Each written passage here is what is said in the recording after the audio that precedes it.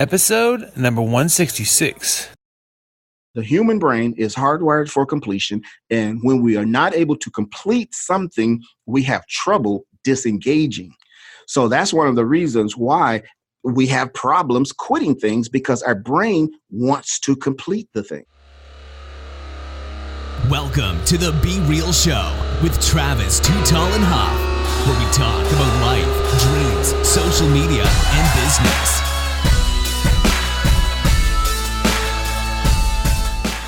Well, hello and welcome to the Be Real Show with Travis Too Tall and Huff. Folks, we're pumped up today and we are not quitting because on the line we got my man Stanley G Robertson, the Quit Doctor, man. Are you ready to get real?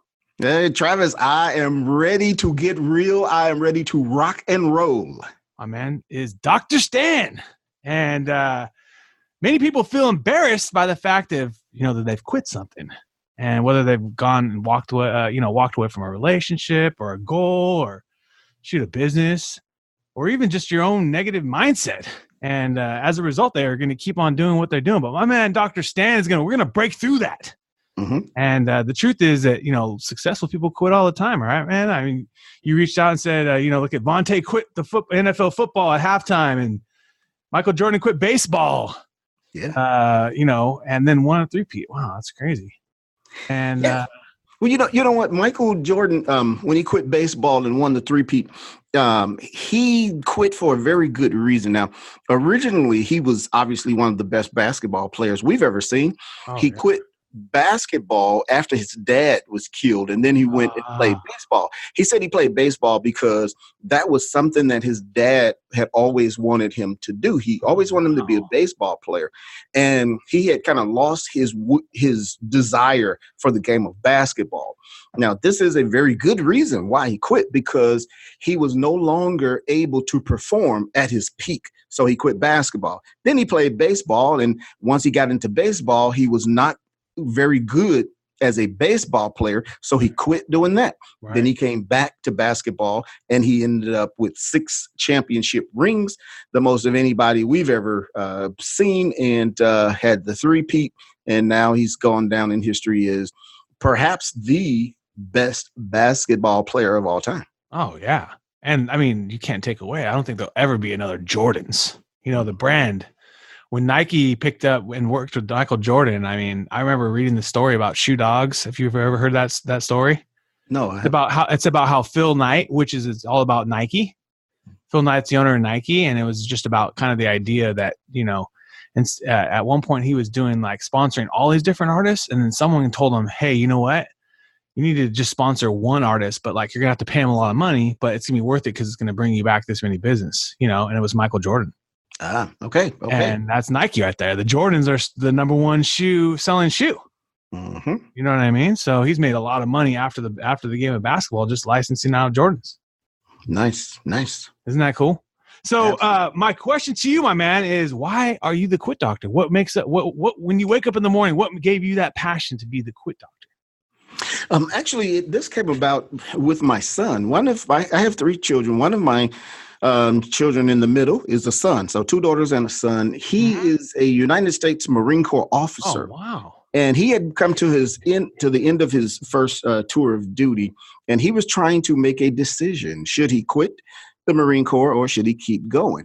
Right. In other words, he was trying to decide if he ought to re-enlist as a Marine Corps officer. So he called me up. He said, "Dad, what do you think? I'm thinking about getting out. What I'm trying to make a decision." So my advice to him was, well, you should stay in. You're young. You're 23 years old. You can retire. You'll be 43. You'll have your whole life ahead of you. You can do other things in life. There's great benefits. There's great prestige in being a Marine Corps officer. Absolutely. And all the things that you might expect a parent to say. Right. Well, eventually I recognized something. And the thing that I recognized is that maybe he didn't want to continue being a Marine. Yep. So I went to sleep that night thinking about this. Then I woke up in the middle of the night around 2:00 or so, and one word came to my mind, and that word was quit. So the next day, when I woke up, I said, you know what? he should quit. If he doesn't want to be a Marine Corps officer, he should quit. And that's when it occurred to me that what we do as a society is we give people this advice that they should keep doing things. And the main reason is because we are very adverse to the idea of quitting anything. Right. So even though that may not be the best advice for him, and he decided later to go ahead and stay in, but the point is that it doesn't matter. He should do what's best and what's right for him. And externally, what we do is we coerce people, we persuade, we cajole people into doing things that may not be the best for them, all because we're reluctant to quit things. Right. Yeah, because like you said, there's like a negative connotation when you quit.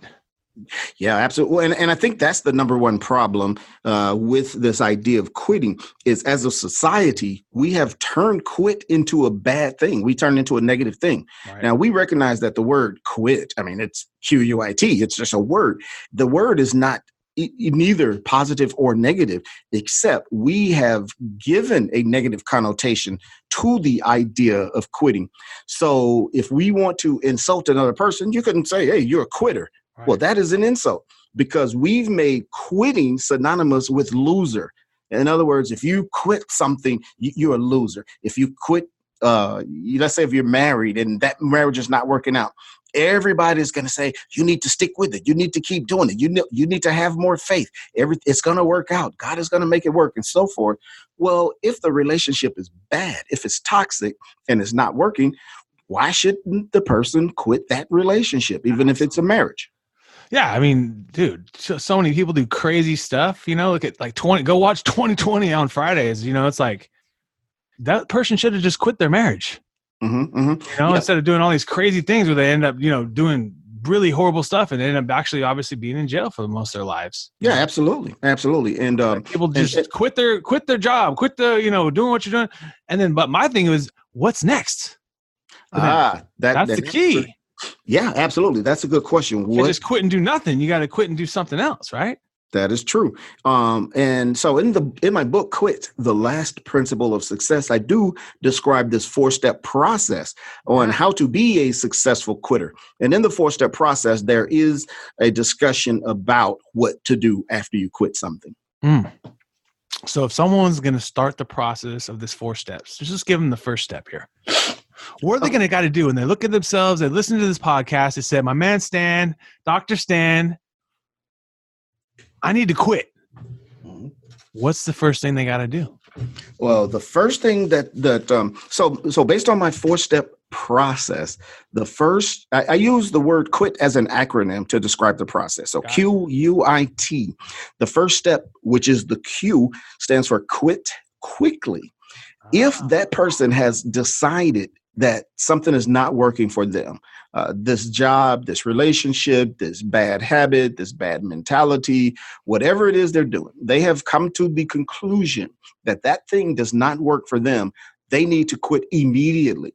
So the first step is to quit quickly. As soon as you recognize the thing does not work, you need to adjust your behavior, give that thing up so that you can re-engage your efforts.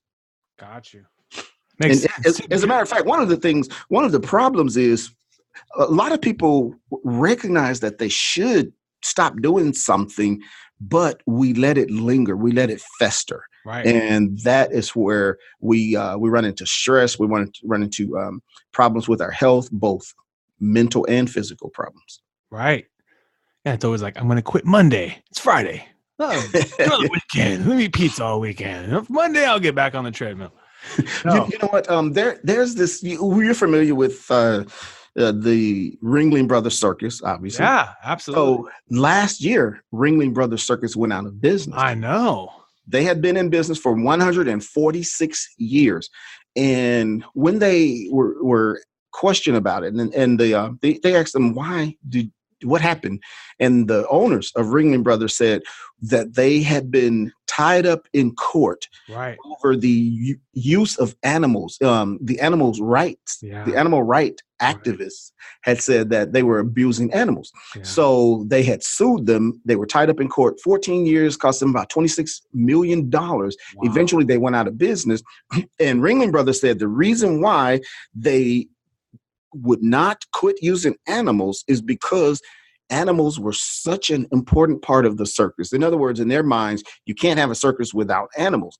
Well, we know that's not true because Cirque du Soleil. Yeah. I mean, they're wildly successful. Oh, yeah. They never use animals. So all Ringling Brothers had to do was quit using animals and they would still be in business. Dang. They could not make the decision. And they're not unique in this. There's many other I don't know if you're familiar with Blockbuster Video. Yeah. Circuit City, Sears right now, man, they're struggling to stay alive.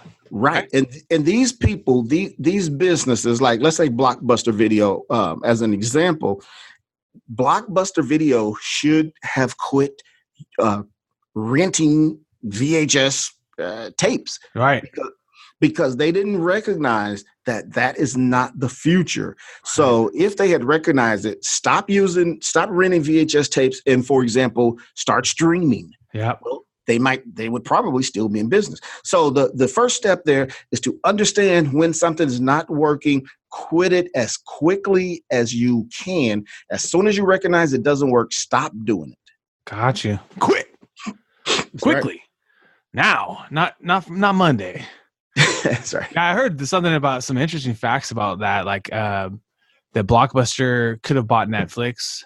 You know, they could have bought Redbox and Netflix, which is the Redbox is those little convenient little distribution centers on the like 7-Eleven or something like that. You know, that still do distribute DVDs, but there's no person. They just click the buttons. Yep. And that's owned by Coinstar, which is the company that does the coins. But yeah, I guess they could have bought both those companies. You know what I mean? And so Blockbuster would have maybe still had those legacy stores, but they would have probably shut them down over time. But they would own Netflix and the Redbox, which would have been crazy. So yeah, like you said, Netflix is a huge company. I mean, right? They're huge now. I mean, it's insane.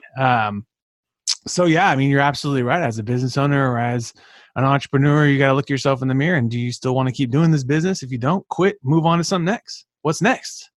Yeah, and do it as fast as you can. What's next? Let's do this. So then what's the next one?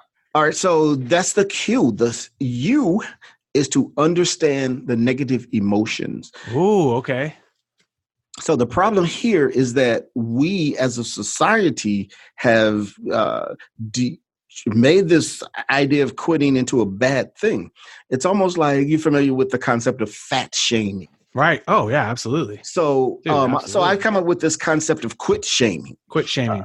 Quit shaming. In other words, we embarrass people. We discourage people because they quit things. So if you quit your marriage, you quit a bad relationship, you quit. If you quit something, people will say things to you that make you feel bad about the fact that you had to quit doing the thing. Right. You know, you had a house, it wasn't working out. You didn't make enough income. Maybe you had to give up that house. People don't want to quit things because of the emotions that's attached to that particular thing or that particular individual. So I think if we understand how those emotions work, then we can disengage. We can then move on to something else. Yeah, there are greener pastures. Yeah. There's this woman that I know out in Southern California. Her name is Nicole. Mm-hmm. And Nicole was married to this guy. Her husband was this tall, handsome French dude.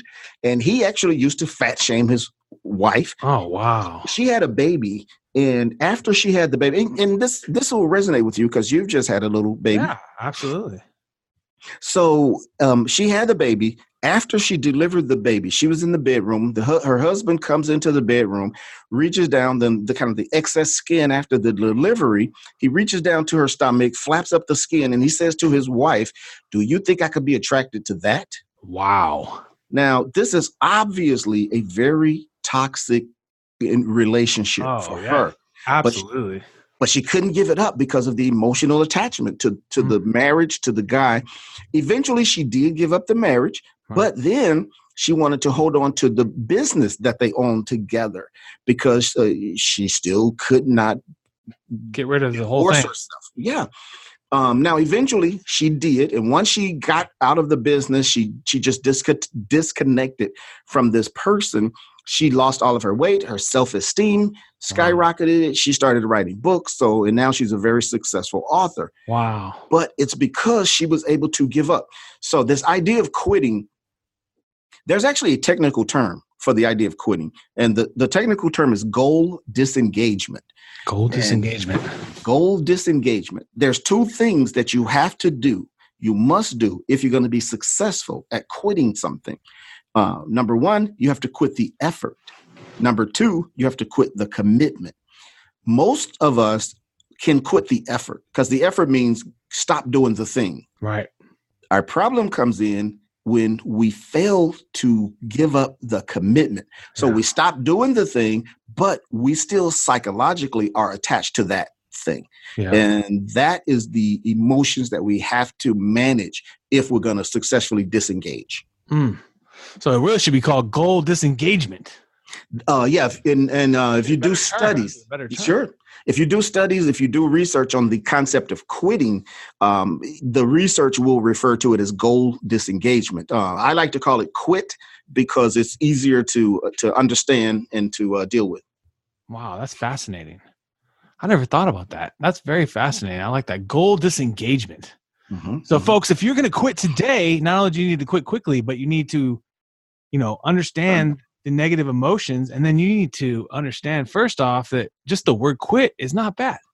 It's not a bad word. That's correct. That's a bad word. It's not a negative word. It is not. It is not. And one other thing I would say about the emotions of quitting, there's something else that prevents us from quitting as well. There was another study that was done. And in this particular study, they took two groups of people. This is called the jigsaw puzzle experiment. Interesting. And they took the first group and they said, work this jigsaw puzzle until you complete it. The second group, they gave the same puzzle and they said, work this jigsaw puzzle until you complete it. Except the second group, they interrupted them and they would not allow them to complete the puzzle. What they found in the study is that the first group who did complete the puzzle went on about their day. They were happy and they never thought about it again.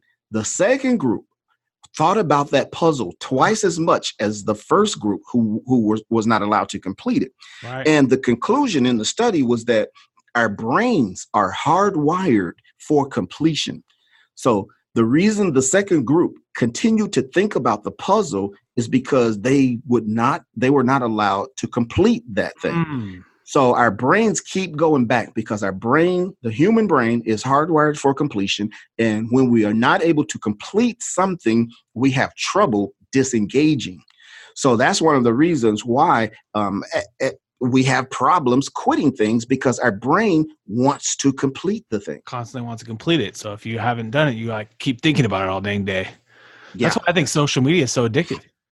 Absolutely. Because you haven't completed your notifications for the day. So you're like, oh, what's on who's tagged me? Who's this? Who's that? So it's so addictive. Right. That's why it's created this addiction. So you want to come back and check often, check it so you can see their advertising. Obviously, that's right. It's a never ending. It's like a never ending thing. You always have to engage, because anytime you stop engaging, you feel like you've just lost out. You missed out on some moments, or and it's true in some cases, to be transparent. I mean, if you stop social media today, folks, and you pick it up on Monday, you might have missed that someone had a baby.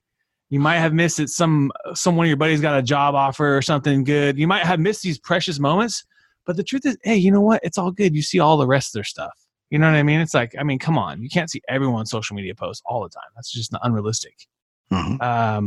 So what is the I, my man? What's the third step? So the third step is to initiate a new goal. Ooh, okay. Initiate a new goal. So after you do determine that you need to give up something, you got to get something out of your life that's not working for you, and you can somehow manage to those emotions, you can actually disengage from the thing, then you need to create a new goal for yourself. Gotcha. So once you stop doing thing A, you have to do thing B. And that thing B is what's going to lead to your success. So if you stop doing something and then you just kind of do nothing, you're not going to be successful. But if you're able to replace the first thing, and in fact, that the entire reason for giving up the first thing is to make room so you can do the second thing. Because obviously we have a finite amount of time, a finite amount of resources. Right. So you give up those things that are not working and replace it with the things that are working, that are more productive. Ooh. So you have to initiate those new goals so that you can put yourself on a better path. It's huge, man. That's huge. I was even just thinking about when we brought up Sears. You know, Sears at one point had they said 3 to 5% of the GDP was running through Sears. So they were they're basically the biggest business in the world at one point back in the day when they had their catalog business, right? Just imagine if they had been foresightful and thought of Costco, the Walmart model, and also Amazon. It would probably be all Sears. If they had literally just figured out, okay, people want stuff on bulk that's cheap. Okay, if people want stuff that's just dirt cheap and tons of volume. And then lastly, hey, people don't even want to go to the store. People want to just get this stuff dropped off at their house. You know what I mean? Sears is obviously a great company still, but it's a struggling business. It's not. It's on the way out. Instead of being Amazon, you're eating everyone's lunch right now. Everybody. Bezos is this is everybody's lunch. This is all mine. Right. Are they going into freight this week? Amazon freight. Yeah, well, see, the thing in terms of Sears is they've got to quit a particular type of mentality. Right. Sears started off as a catalog business, and that actually what they did to begin with is what's happening now. Right. Just more expanded. It's just a bigger catalog now, right? Right. Now it's a worldwide web of services all connected through the internet. Right. Back then, Sears was the only one doing that type of thing where people can just order online and you send it to them. Of course, back then it was a book that they ordered out of that catalog, but they were way ahead of their time. I know. And then, of course, they picked up the stores. So if they were astute, maybe they could have recognized the brick and mortar stores may not be the way to go. Let's give up these stores and let's go back to our original business model. Right. Just be the Sears online. Mm-hmm. Yeah, it's very interesting. I really like this. This is an intriguing talk because I'm sure every one of us has something we want to quit. Yeah, we do. Every single one of us. No one's perfect. We're not, we're not perfect. We're blessed to be here alive at this time, I think, obviously, because we could have been born 100 years ago and not have the shot at a lot of the things that we have today with health and technology and convenience and things like that. Obviously, there's different kinds of struggles, but it's a blessing time to be alive as a human, I think. But at the end of the day, we're not perfect. So we all got things we will probably need to and want to quit. Whether that's in your diet, whether that's in your business, whether that's in your, relationships, friendships, whatever, And so, yeah, it's real. I mean, I'm interested in this. So now you got to take me to the T. All right. Fourth step. Let's get this last thing going here so we can get it going. All right. So the fourth step, the T. Now, just to refresh, the Q was quit quickly. As soon as you recognize it doesn't work, stop doing it. U is understand the negative emotions and then kind of navigate those so that you can free yourself from the emotional attachment to the thing. The I is to initiate a new goal, because once you give up the first thing, you need to reposition yourself and replace that time with something that's going to be more productive. And the T is to transform your behavior. Transform your behavior. So that means that after you stop doing something, you have to change your behavior, change the way you do things. In other words, what you did for thing A may not work for thing B. So you've got to figure out, how do you enlist new resources? How do you get more competent in your subject matter? Whatever it is that you need, you've got to figure out, what am I missing? Something was missing before, and that's why the first thing didn't work. So you've got to figure out what is it that's missing, and you've got to adjust your behavior to align with whatever your new goal is. And then, of course, there's things that you can do to make those adjustments as well. Dude, that is awesome.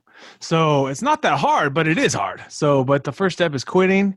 understanding the negative emotions, initiating that new goal. I think that's the one that stands out to me. Why people, because sometimes people, they might quit something. Oh yeah, I quit my job, but then I'm not doing anything else, So it's like, that's not going to work. I mean, I don't think, right. I mean, quitting just to do nothing is like not going to work, but at the end of the day, initiating that new goal, and then lastly, transforming your behavior around that new goal. Because now if you want to be fit, you're going to have to eat healthy and you're going to have to go to the gym, maybe, possibly, right? That's correct. Or go work out outside. I mean, or do 100 push-ups right now. I mean, that's all you have to do. But it sounds easy. But yeah, go do 100 push-ups right now, everybody, if you want to get more fit. Every day at the hour clock, do 100 push-ups. Mm-hmm. And there's things that you can do to transform your behavior. So, for example, to use your example, it may be very difficult to do 100 push-ups. But even if you decide to do 10 push-ups, right, or 15 push-ups, absolutely. One of the things you can do in order to transform your behavior is, for example, to get an accountability partner. Right. An accountability partner is someone who you can work with and talk to, and you can hold each other accountable. Right. So if you're trying to exercise and work out and do push-ups or treadmill or walking or jogging or whatever it is, an accountability partner can be a huge, huge thing that can help get you where you want to be, because you are going to be more likely to proceed in whatever it is you're trying to do when you have someone that's holding you accountable, because most humans don't want to let other people down. So we will do what we may not otherwise do if you have someone that you're accountable to. So true. And even now too, if you don't have someone you can be accountable to, you got Fitbit and you got the, like for me, like the MyFit app. If I want to eat and be the most clean on my diet, you have to track everything you eat. You got to put it in the app, and then that keeps you accountable because it lets you know how many calories you have left at dinner. You're like, okay, I got 700 calories at dinner tonight because I went hard on lunch and breakfast. And so you eat lighter because it just tends to push you that way when you track everything. I mean, that's just my truth. Yeah, and I think that's right. And I think that technology, as you mentioned, actually becomes your accountability partner. Yeah, exactly. And same thing for me. I ride a bicycle. Yes. And when I'm riding my bicycle, I have this app, and it tracks the amount of miles you just rode. It tracks the amount of calories you burn and some other things that it will do. And just by looking at that, it makes you say, oh, okay, I can ride an extra mile, or I want to make sure I ride today because I want to accumulate my miles, or I want to burn more calories. Totally. And the same thing, like, for example, if you drive Uber, right? If you're driving Uber, there's an app. There's an app for everything. So you're downloading this app, and it's going to show you how much money you've made today, how many people you've picked up, and so forth.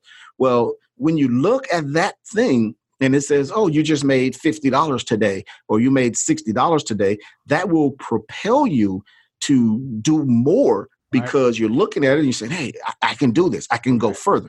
And that's what the accountability partner will do. So when you're trying to transform your behavior so that you can go further in reaching your goals, whether it's a person who's your accountability partner, or whether it's some sort of technology that can help to keep you accountable, help keep you on track, that is something that's huge in terms of helping you get where you want to be.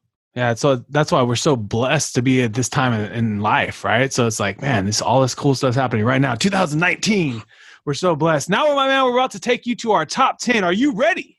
Yeah, absolutely. Let's do it. Do this. Apple or Android? Apple. I'm an Apple man. Netflix or YouTube? Netflix is great. They've got the movies, but I prefer YouTube because it's free. Yeah. Instagram or Twitter? I like Twitter because it was first. Nice. Chicken, steak, or fish? I'm going to have to go with fish. Nice. Yes, steak is good. A lot of people love steak, but for me, fish is just so easy to chew. It's very easy to digest. Yes. So I got to go with the fish. Do you have any favorite fish that you like? I like salmon. Nice. Yeah. Any prepared anyway, and I also like catfish a lot. Nice. And I like catfish fried when you get that nice, really good crust on there. And I also throw some catfish on the grill, and that's pretty tasty. Nice. That's awesome. It sounds good right now. I have a customer that actually does that out here. They're a franchise that does like kind of Southern cooking breakfast, and they have a really good catfish, Louisiana catfish, they call it. Laptop or iPhone? iPhone, just because it's so convenient. Yeah, it's convenient. It's crazy how much you can get done now on your iPhone. Yeah. Now I would prefer laptop. I like the size of the laptop. Right. You can't beat the phone for the convenience. Yeah, it's just amazing now how much is actually. I mean, I completely agree with you. If you're a working professional, there's nothing like either a desktop or a laptop because the capabilities as well as obviously the full keyboard and all that. But it's just truly amazing. All the apps, how much they're getting better. Like the Gmail app and all these apps are just getting so much better that you can get a lot of stuff done. If you happen to be on the road or not able to have your laptop, it's pretty cool. Yeah, well, that's pretty amazing because the phone, the iPhones, you literally have the total sum of human knowledge in your hand. Oh yeah, exactly. It's like, where do you want to go? You want to build rockets? Okay, well, go to YouTube and you can start learning because there's people that are putting together how rockets are built. Mm-hmm. That's why I love YouTube too, because you can learn so much on there as well. Spotify or Pandora? Pandora. Spotify. Well, actually, I like Spotify as well.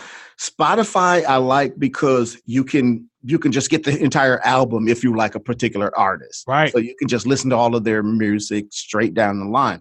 But I do love Pandora because they can switch it up. You mix up some new stuff you didn't hear before. They kind of bring in some new music for you or kind of keep you. It's like a radio station, but the new age. Yeah. Well, yeah. It's and it's like a radio station with your favorite type of music. Right. You put that in, and as you mentioned, I mean, I've discovered new artists, new music that I've went and bought. Because of a song that came up on Pandora. That's cool, man. So shout out to Pandora for keep on doing it. Movies or video games? Oh, movies. Man, I'm a movie guy. Yeah. I will watch any kind of movie that's out there. And, you just can't beat a movie. The movies are getting big now, man. This new Avengers won $1 billion on the opening weekend or something like that. Crazy. Yeah, I haven't seen that one yet. I'd like to see it. I heard a couple of the superheroes are going to be dying. Yeah, I would imagine this is like one of the last ones. I'm like, dude, how much money can you make on a movie on a weekend? And still, that's crazy. That's a lot. Reading books or listening to books? Man, look, books are the best thing ever invented. You got to read them. Yep. I'll be transparent. I love reading books. I personally love reading books, and how I tend to do it is I read, usually like 3 to 5 pages or a small chapter at a time when I get a chance. But then I also enjoy listening to books only because there's certain times I can't be reading, like when I'm driving or at the gym and I don't want to listen to music, I can kind of listen. So, but I agree. I mean, if you are wanting to take in and soak in the knowledge of a book, you really need to have it in your hands. And there's something still about it in this world of digital and all this stuff of having a physical book. So I agree. And you can mark it up too. You can mark up, put notes on it, books. There are a lot of benefits of actually having a physical book in your hand. Now, I do agree with you that if you're doing certain things, you're driving, you're working out in the gym, you're taking a walk or whatever, maybe even if you're on a plane ride, listening to a book is very valuable because you can still get the information while you're doing the other thing that you're doing. Right. Zig Ziglar, he was one of the greatest motivational speakers. He passed away some years ago, but he had this term that he called automobile university. Oh yeah, absolutely. And his thing was that just riding in a car, you can literally listen to the equivalent of a college degree in a matter of years if you just pop in a CD or whatever you listen to in your car instead of listening to, for example, music, you put in books or whatever on and listen to those things. Just the time you spend driving over a couple of years' time, you could have learned the equivalent of a college degree. Absolutely. So listening to books is very powerful. The combination, it's like, dude, I mean, that if you're not listening to a book or reading a book or listening to a podcast or a good YouTube interview, I mean, those are the hidden gems of this world today because it's all out there for free relatively.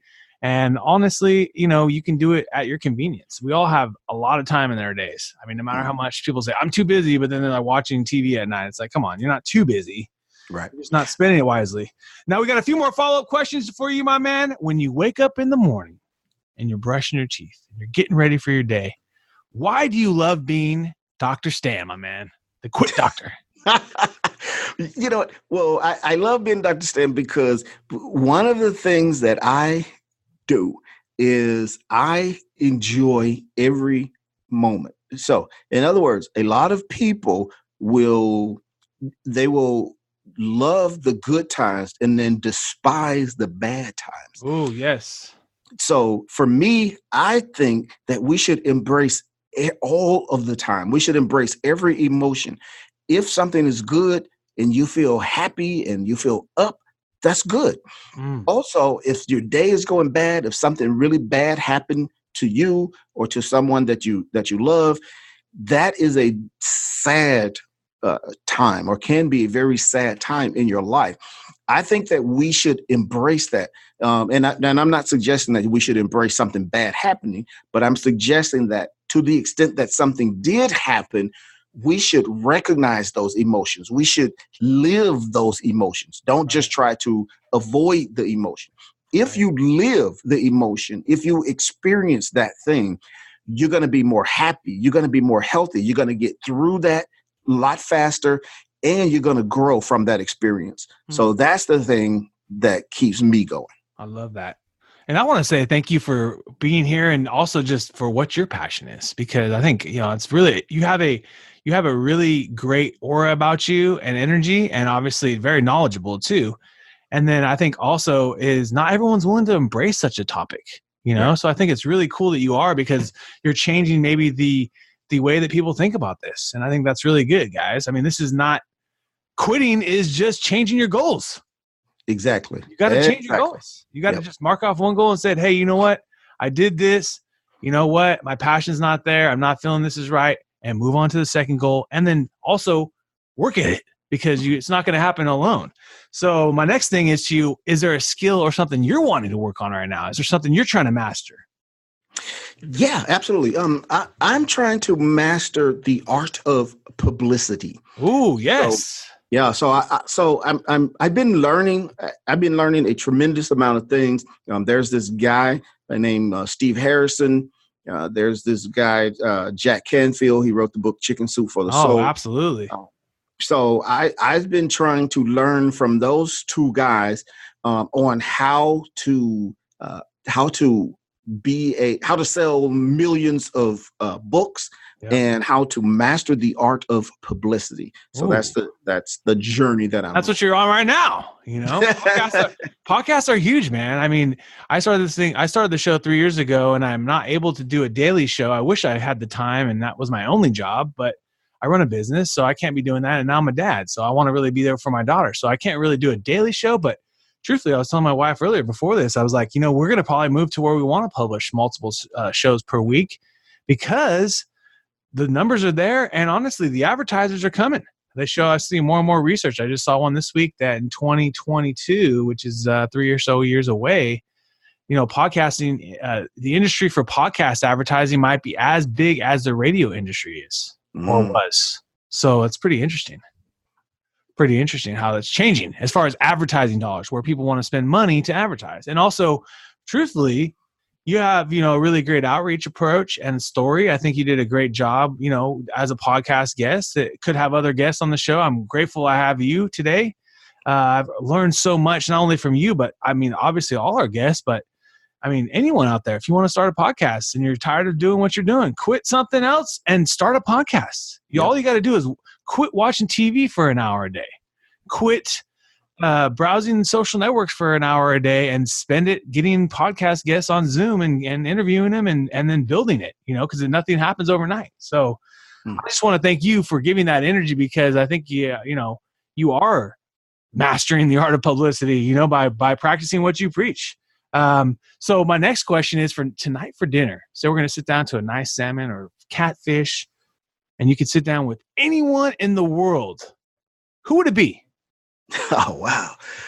I'm going to go with Barack Obama. Oh, nice. Barack Obama is, I'm a black male. Absolutely. And obviously Barack Obama is a black male. He biracial in terms of racial identity, because his mother was white, his dad was black, African. Right. But Barack Obama is, in my view, one of the most brilliant men that I've seen, and one of the best presidents we've ever had. So, I would love to be able to just sit down with him, hang out with him. The guy is, not only is he's smart and he was a good president, but he's just so smooth. Absolutely. I've always felt like you instantly just felt like, even through the television, because obviously I've never met him, but instantly through the media you're watching or whatever, you like instantly feel like he could be your buddy. You can sit down and have a beer with him and chop it up about sports. He's listening to the most current music on his iPod, on his technology. He's listening at the time, his iPod probably, and obviously too, as well as just like, imagine his story. Imagine being the first African American president, and also on top of that, being in an age where social media was just starting to kick off. And honestly, he had one of the best campaigns probably of all time, as far as campaign wise, if you look at that. And then also lastly is he seems to be enjoying himself right now. He seems to be doing a lot of fun stuff too. So it'd be kind of cool to hear about like what's his next travels and trips, and his wife too, man. She's a powerful woman. Talk about a great book, man. She's put in that work, man. That book is changing a lot of people's lives as well. Mm-hmm. His wife, So it'd be interesting just to know like how to keep a successful marriage with such a powerful woman. Can you imagine? Like, seriously. Absolutely. So can you also share with us at the end of your day, do you have a favorite thing to do at night, or a favorite show, or something to do, relax? Yeah. Well, I usually pop on my headphones and listen to some music. Just scrolling while I'm just laying there before I doze off to sleep. Nice. I write a lot in the evening, so for me, writing is very relaxing, because I enjoy the writing process. Kind of getting those ideas. I love when I have an idea in my head and then it comes alive on the pages. Right. But now some people may consider that work. So after I'm done with that, then I think it's really nice to be able to pop on, just listen to some music. Yeah. If whatever type of music that you like. Now, lately I've been kind of binging on jazz. Oh, nice. Okay. Yeah, so I'll put that on and listen to it. And and those guys, man, if you listen to those guys, regardless to the instrument they're playing, whether it's the piano, guitar, drums, vibes, those guys are just jamming. So they're vibing. They're truly vibing. A lot of that stuff is just happening live. It's like crazy how these guys are recording. Like, it's not necessarily written down. It's like they're not supposed to necessarily play those notes exactly how that, each time they kind of just vibe. It's really cool. Right. Yeah. Really. Yeah. So that's pretty amazing. So I like doing that. I like that, my man. Well, we just really want to thank you for being on the show today. Can you give our listeners one last real talk thought? Yeah. The last thing that I would say is that I think that it is very important for people, for us as human beings, as Americans, to recognize that there is nothing bad, there is nothing negative inherent in the idea of quitting, of giving up something.